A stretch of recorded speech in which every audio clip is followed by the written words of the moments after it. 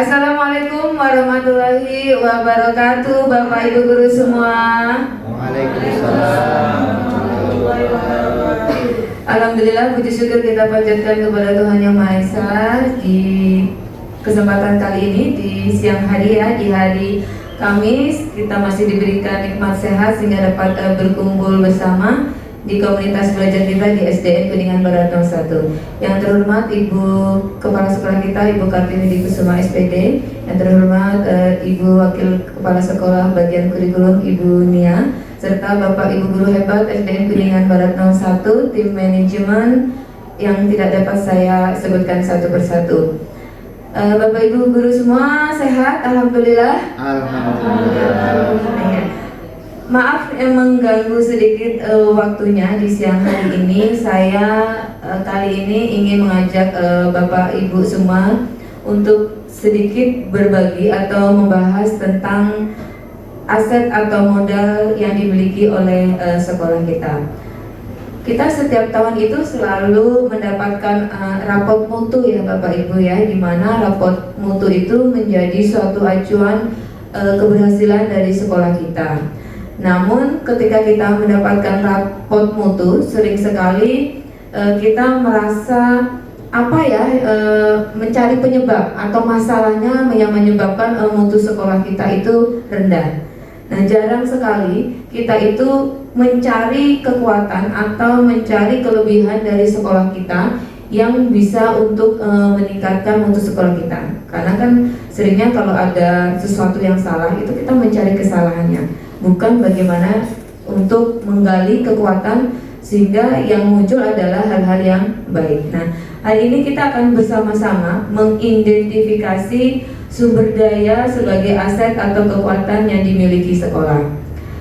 Perlu kita ketahui bahwa sekolah kita itu punya 7 aset atau modal yang mungkin secara tidak langsung kita tidak mengetahui tapi ada. Nah, seperti di slide berikutnya ada satu, yaitu aset yang pertama adalah aset manusia di slide berikutnya.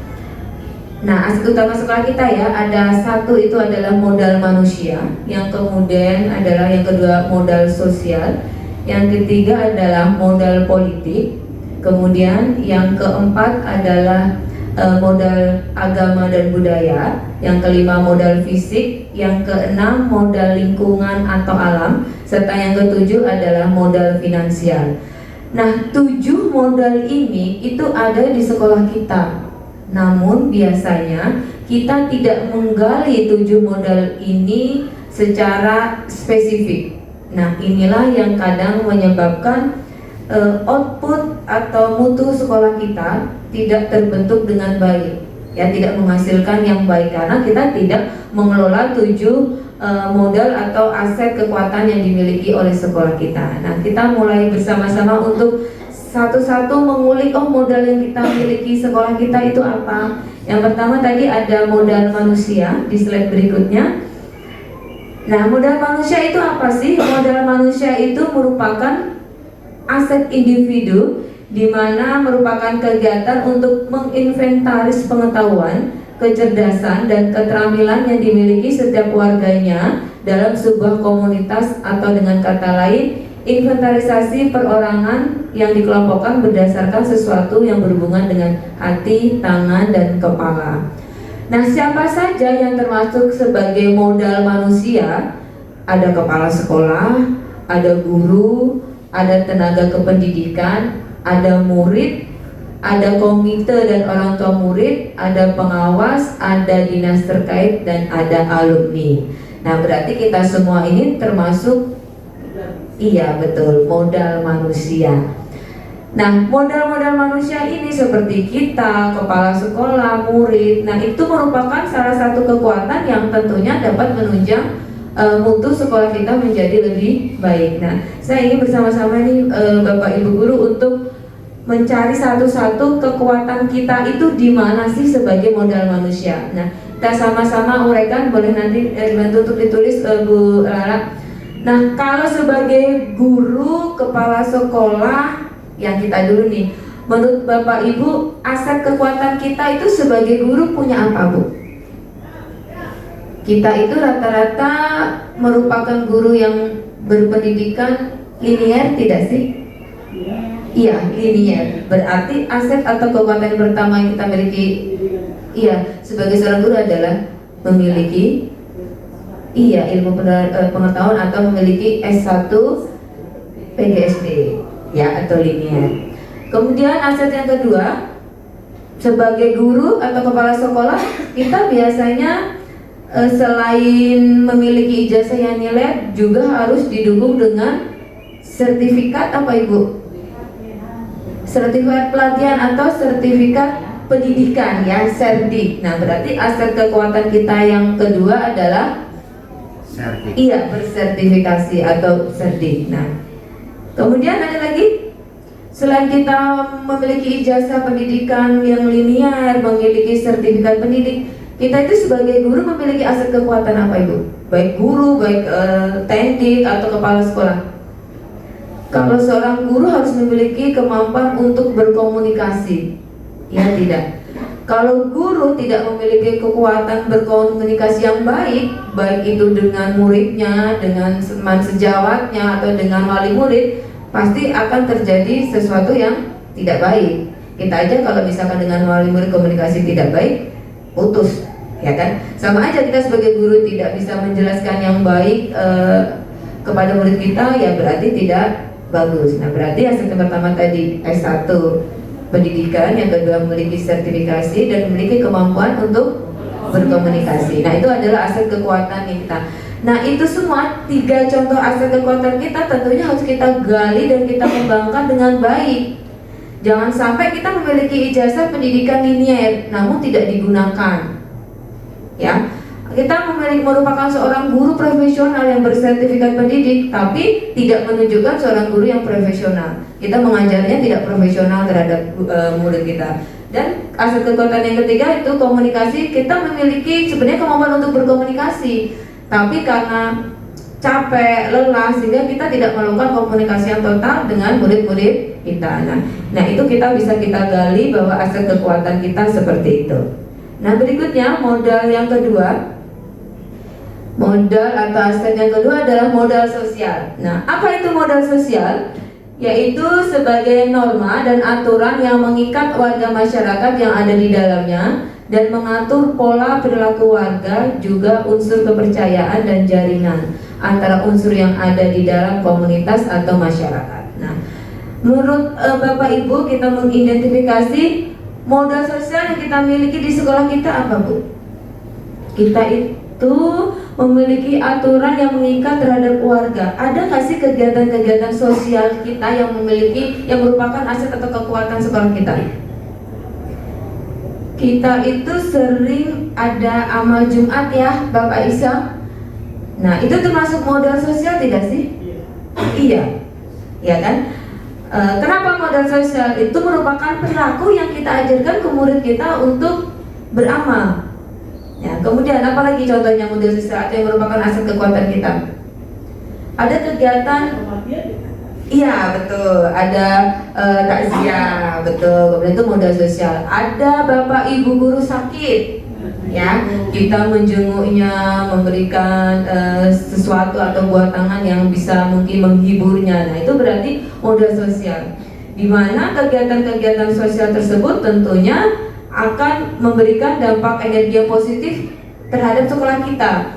Kalau kita melakukan tadi berkunjung, menengok teman yang sakit, bapak guru yang sakit, otomatis mempererat silaturahmi kita, ya, dengan sesama guru. Kalau erat silaturahminya, ya kinerja kita sama sesama guru juga semakin bagus. Kemudian ada modal sosial apalagi yang merupakan aset kekuatan kita yang sering sekolah kita itu lakukan. Betul, ya, itu termasuk kegiatan sosial, ya, yang kunjungan dari puskesmas dengan berbagai kegiatannya, ya, Bu Lala. Kemudian ada lagi yang kita biasanya 10 Muharram melakukan kegiatan apa, Bapak Ibu, biasanya? Santunan. Nah, itu juga sebenarnya aset kekuatan sekolah kita yang belum tentu di sekolah lain juga melakukan hal yang sama. Nah, itu termasuk dikategorikan sebagai modal sosial. Artinya kekuatan itu yang sudah kita gunakan atau sudah kita punya harus kita gali, kita pertahankan agar itu tetap menjadi aset atau kekuatan sekolah kita. Yang berikutnya, yang ketiga adalah modal politik. Ya, apa itu modal politik?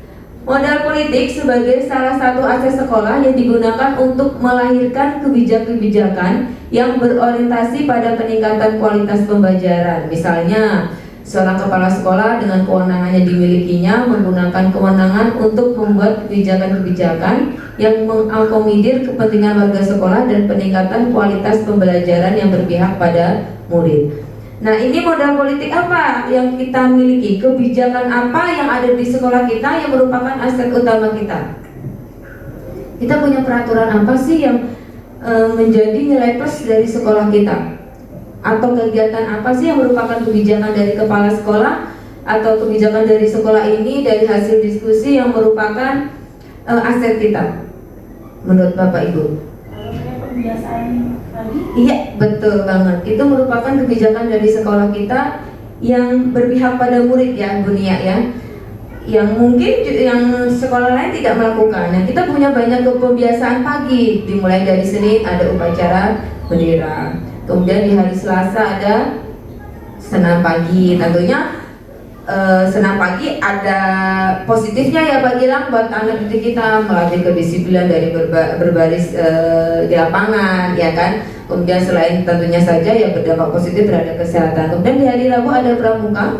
Wah, kalau pramuka ini banyak sekali yang merupakan menjadi kekuatan kita ya, dari berarti untuk berjiwa sosial, kedisiplinan, ketangguhan dan lain sebagainya. Kemudian dari Kamis kita ada program kebijakan literasi atau readathon yang itu sangat berpihak pada murid, mengajarkan kita untuk gemar membaca. Kemudian di hari Jumat ada pembiasaan kultum ya, baik itu tadarus atau belajar untuk sholat duha berjamaah. Betul, itu merupakan aset modal politik yang ada di sekolah kita. Berarti harus menjadi kekuatan utama, harus kita laksanakan terus, bahkan kita naikkan grade-nya menjadi kegiatan yang lebih baik lagi. Berikutnya, nah aset kekuatan tadi sudah kita jelaskan sambil jalan. Kemudian ada modal agama dan budaya. Apa itu modal agama dan budaya? Yaitu identifikasi dan pemetaan modal budaya dan agama yang merupakan langkah yang sangat penting untuk melihat keberadaan kegiatan dan ritual kebudayaan dan keagamaan dalam suatu komunitas, termasuk kelembagaan dan tokoh-tokoh penting yang berperan langsung atau tidak langsung di dalamnya. Apa sih modal agama dan budaya di sekolah kita? Kita itu dekat dengan kebudayaan tidak? Sekolah kita ada nggak berbau-bau budaya yang kita terapkan? Ada. Kita itu sering mengadakan ekskul tarian, ya kan? Mengadopsi dari apa? Dari budaya, ya. Baik itu dari budaya Betawi ataupun mungkin dari budaya suku dan adat lain. Berarti kita menerapkan, itu menjadi aset. Kemudian kita itu dekat dengan, kalau untuk modal agama, masjid tidak, atau musola atau tempat ibadah? Dekat. Iya, kita dekat dengan pemuka-pemuka agama, ya, yang tentunya mereka semua dapat bekerja sama dengan kita, sekolah kita, untuk kegiatan-kegiatan yang berhubungan dengan keagamaan. Misalkan kalau ada acara Isra Mi'raj, Maulid Nabi, kita memanggil beliau, ya. Mungkin dengan secara sukarela mereka beliau memberikan sambutan, memberikan arahan dan lain sebagainya. Nah, itu merupakan modal, karena sekolah lain juga belum tentu dekat dengan tempat ibadah atau pemuka agama seperti itu.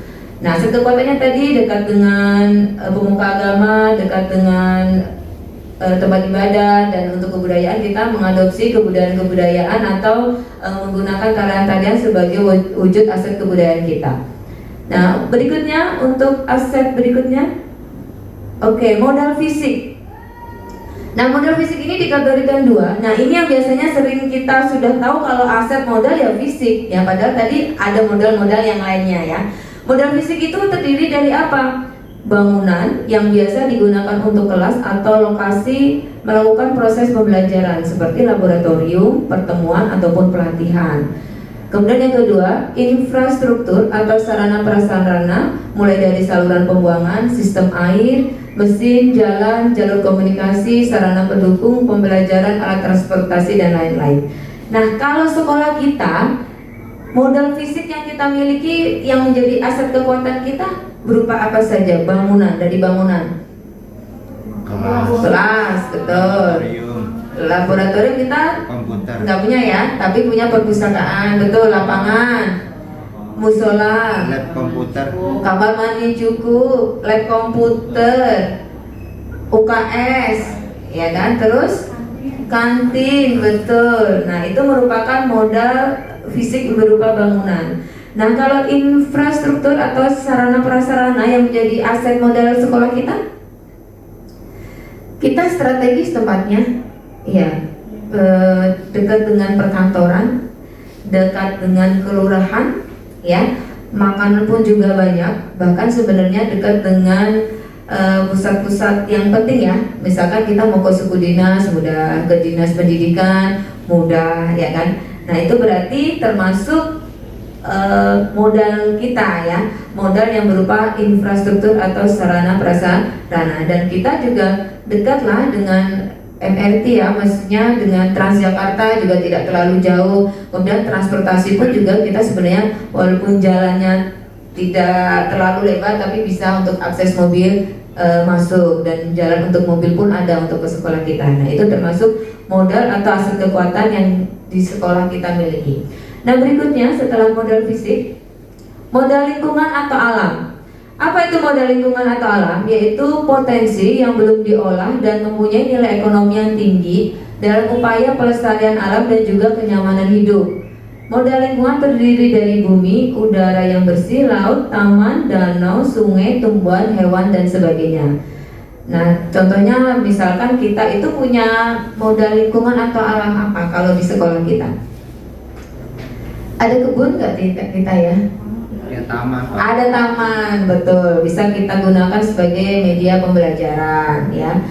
Kemudian pohon-pohon, betul Bu Manut, pohon-pohonan yang rindang bisa sebagai penghijauan. Kemudian kita ada sedikit tanaman toga ya, walaupun tidak banyak di samping musola itu ada, berarti itu juga sebagai modal lingkungan alam.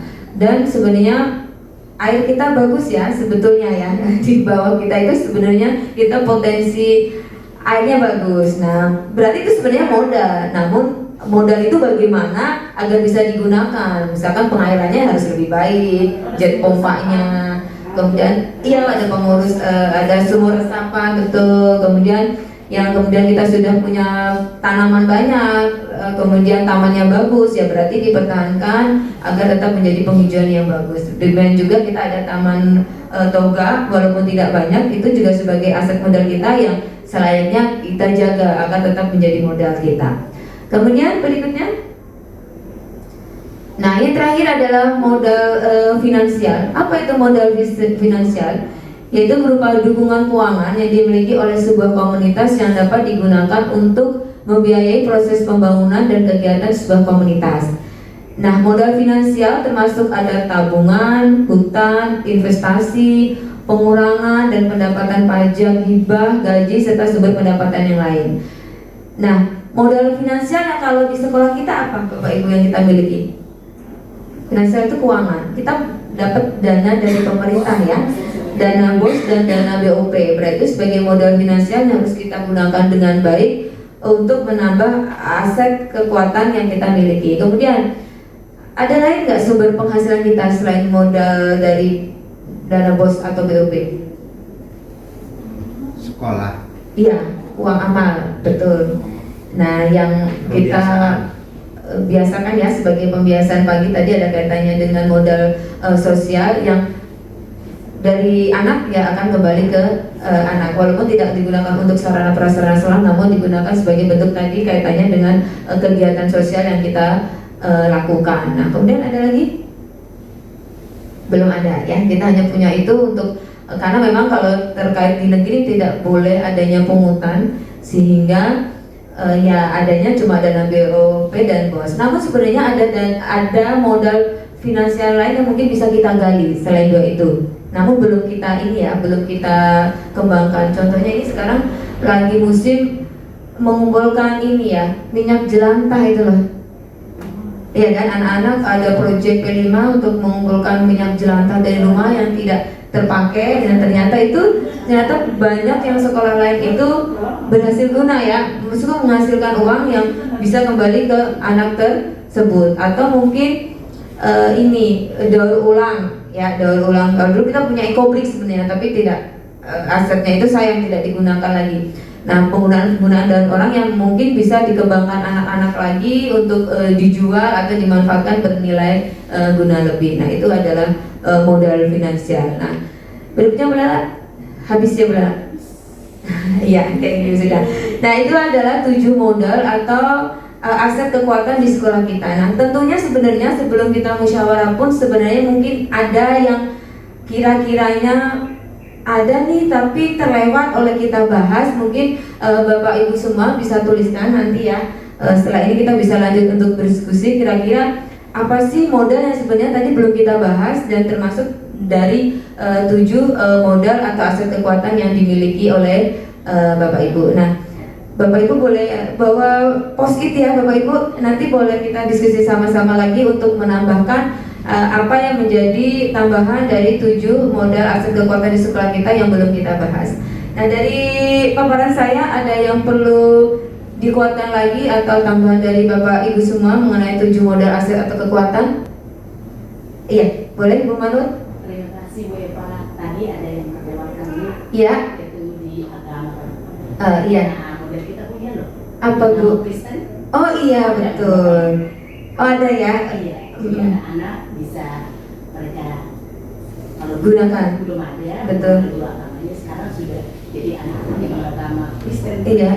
Terfasilitasi untuk. Oke, alhamdulillah. Waduh, bagus banget nih. Kalau dulu memang kita terkendala tadi modal manusianya, kita tidak memiliki guru di bidang agama Kristen. Nah, alhamdulillah kita sebenarnya nambah satu aspek kekuatan kita, yaitu sudah ada agama Kristen. Nah, ternyata nyambung ya Bu Manur ya, kita punya nambah satu modal aset manusia, nambah ke modal sosial. Ternyata ibu guru yang mengaku di agama Kristen mampu untuk membuat kegiatan sosial ya, termasuk modal sosial, sehingga amal itu tidak hanya untuk beragama Islam saja, tapi untuk agama Kristen sudah, dan tentunya akan kembali ke anak-anak ya Bu ya, untuk kebutuhan-kebutuhan atau mungkin tadi ya sakit dan lain sebagainya seperti itu. Oke, ada tambahan lagi yang mungkin terlewatkan? Tidak ada? Oke, kalau tidak ada, saya akhiri. Nanti bisa kita lebih lanjut lagi untuk berdiskusi di luar forum ini untuk mengidentifikasi lagi, siapa tahu ada yang tertinggal dari 7 modal aset kekuatan yang kita bahas pada komunitas belajar hari ini. Nah, kalau tidak ada pertanyaan, saya tutup. Dari saya mohon maaf yang sebesar-besarnya. Wabillahi taufiq wal hidayah. Wassalamualaikum warahmatullahi wabarakatuh.